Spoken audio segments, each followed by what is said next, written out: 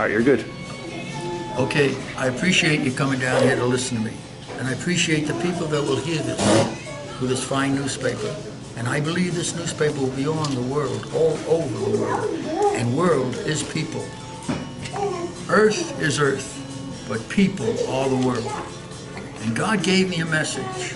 And I was a foolish man. I'm guilty, more guilty than anybody that ever existed on this earth. And yet I live and sleep and don't even touch a food or a pot or anything until God says, go ahead.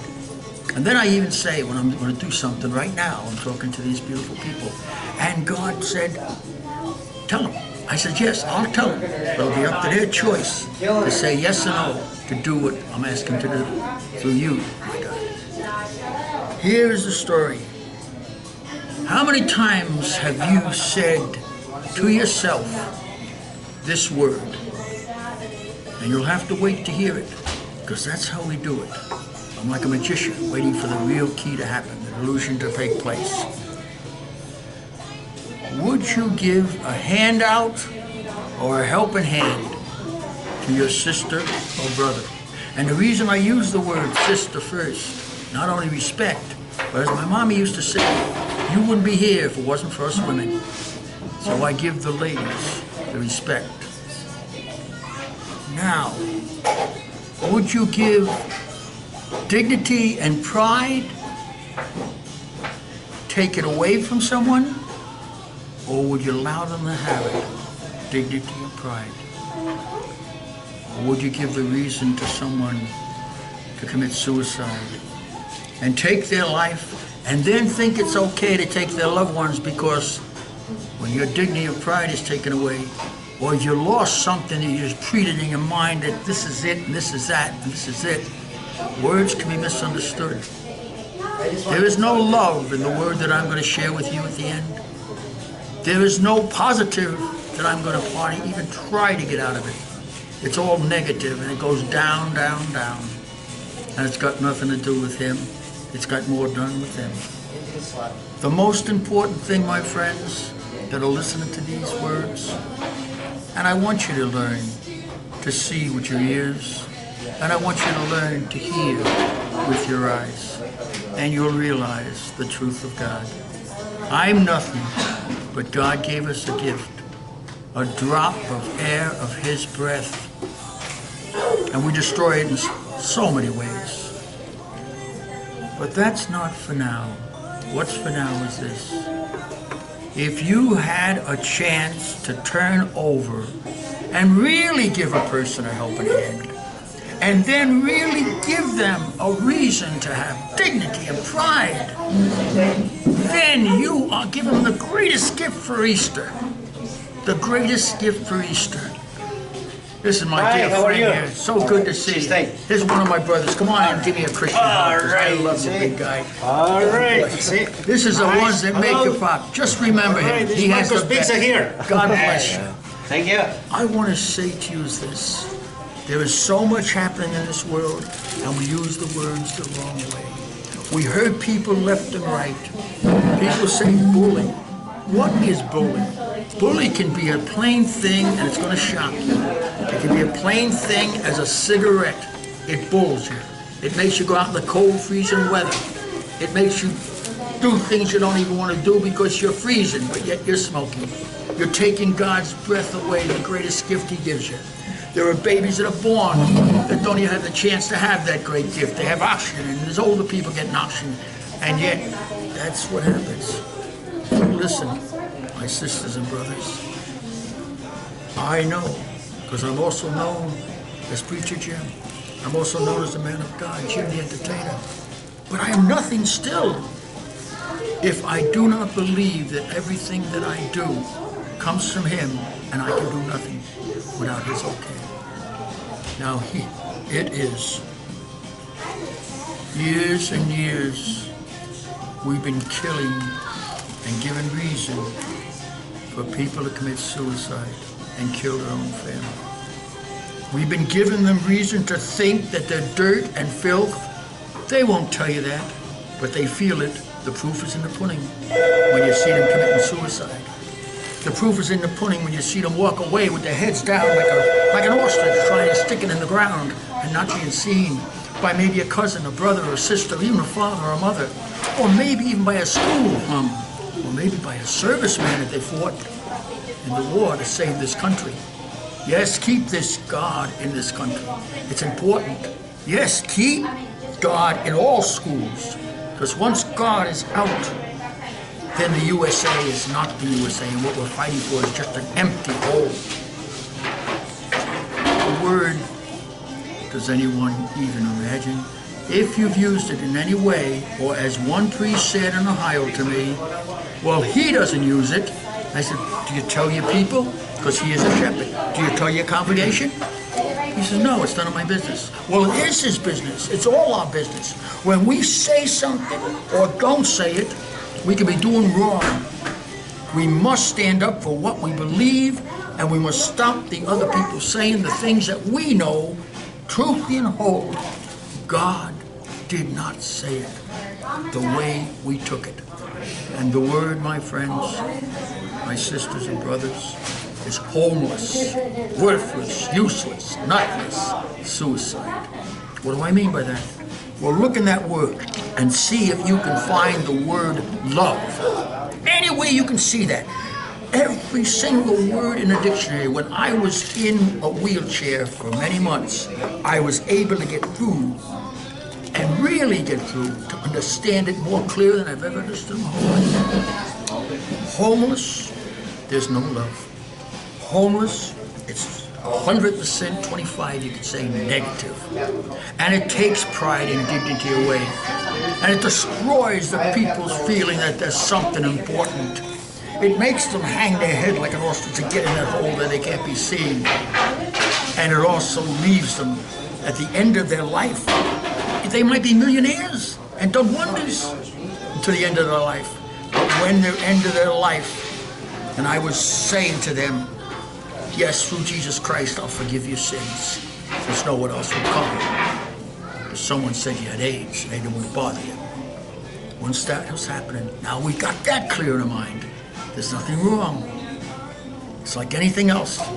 But the thing is, we have been calling people homeless, and we have been giving them shame and dignity taken away, and we have not given them a helping hand. We have given them a handout, and we have not taught them every day to fish until they have learned and helped their loved ones fish.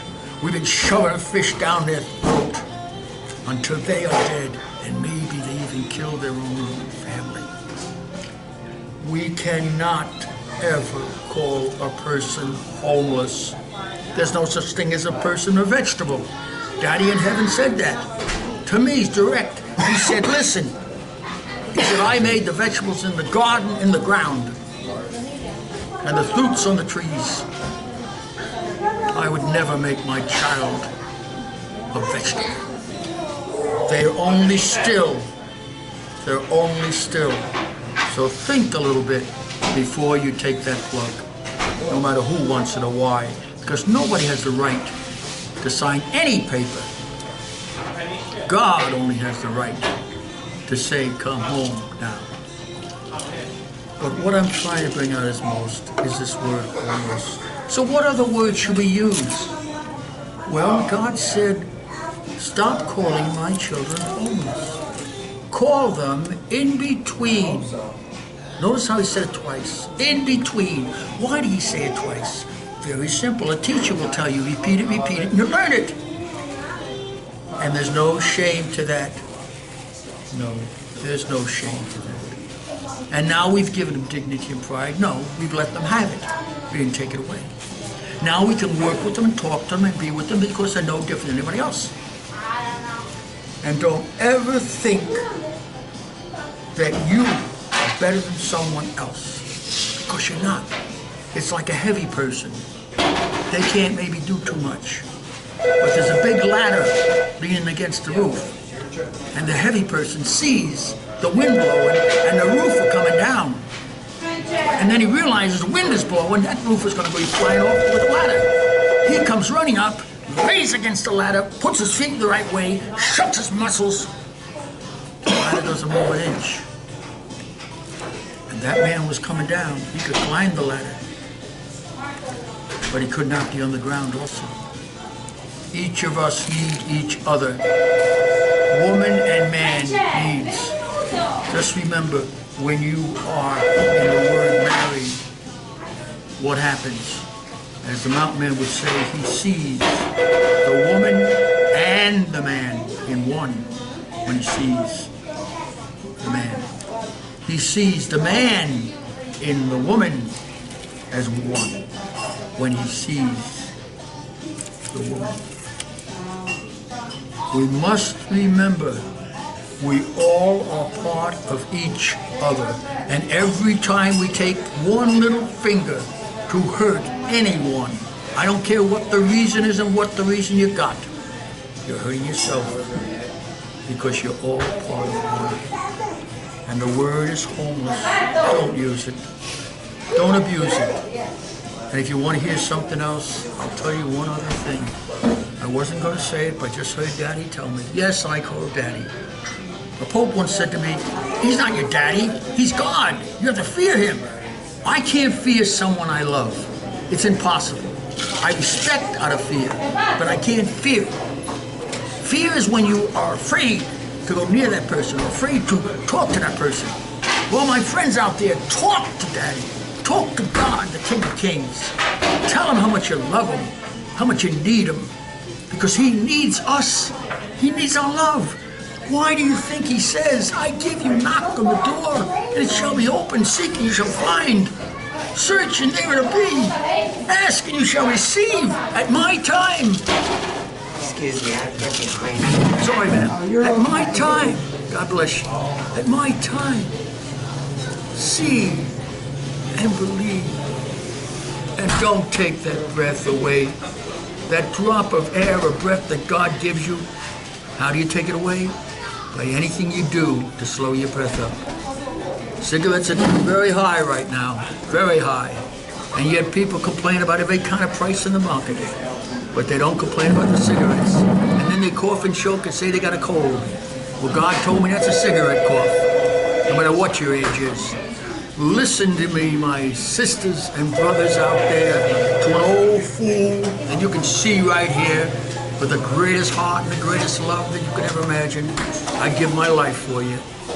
But what good would it do if I chopped this arm off, or broke these fingers, or cut an eye out, or broke my leg, or smashed it? What good would it do? It'd only show me up. I couldn't do much as fast. But it wouldn't prove anything to you. You'd always say, what more can he do for me? Well, God has done it for you. God keeps doing it for you. Our Daddy in heaven, he says, call me and I'll talk to you.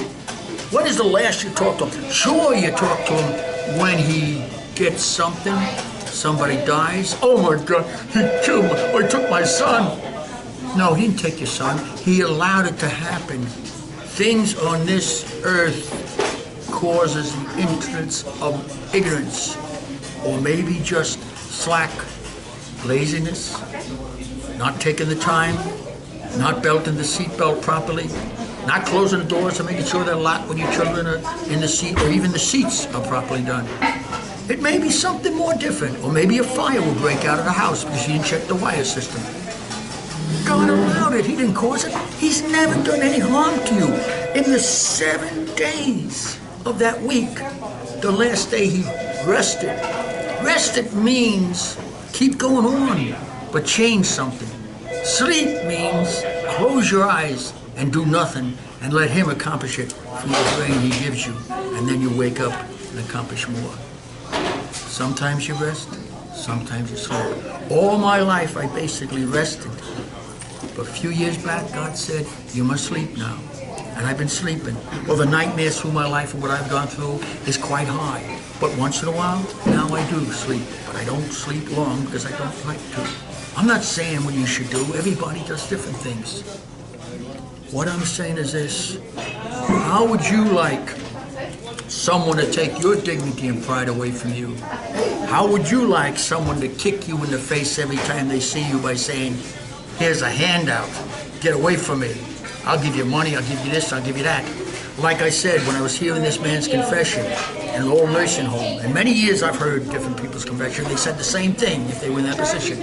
Word homeless, which they thought they were. They lost a house, or their apartment official, or a car that they were sleeping in, or maybe some shelter. And that's just what it is, shelter. Shelter, what is a home? I'll tell you, what is a family? A family is daddy. You and daddy, God above. He loves you so much, that makes the family. And what makes the home? Well, naturally, a family makes the home because why? Because God is there with love. If there's not love, it'll never be a home. It'll only be what it is, a house, an apartment. And yes, I talk to all the real estates. I love you very dearly because you got me a beautiful home in Dumont years ago. But listen very carefully. You didn't get me a home. You got me a house. God made it with his love, a family into the home. But I appreciate it. But I say to all the real estates, or anybody use that expression, say house or apartment or shelter. A home is like I said. I asked the Pope one time when we looked in the mirror, I said, picture, there's God right there. There's God. And now next to God is you, Pope. And he said, okay. And he looked. I said, how many people do you see? Well, he paused a little bit. Oh, well, 4. He was seeing with his eyes and hearing with his ears, and he's the top sheep. And then he's a shepherd of the sheep on this earth now. Now the new Pope came. He wants to spank our children. He says it's okay. I heard it on TV. I think he's confused, a little bit mixed up. Because Jesus would say, and God is the top-notch shepherd. And he would say, as Jesus said, turn this cheek and turn that cheek. And then one apostle said, well, how many times, Lord? And he looked up into the heavens and said, how many times it takes. We must not think we're going to end anything with hate or even control it. We're going to end things with love. But the word now is homeless. Call your sisters and brothers. Very simple. No shame to that, because now they're in between situations like the man of God, Jim the Entertainer, is right now between these beautiful people that are taking their precious time. And time is precious. Time is the most valuable gift you can give to your loved ones. Remember that, because it's your time. God bless you. Girl.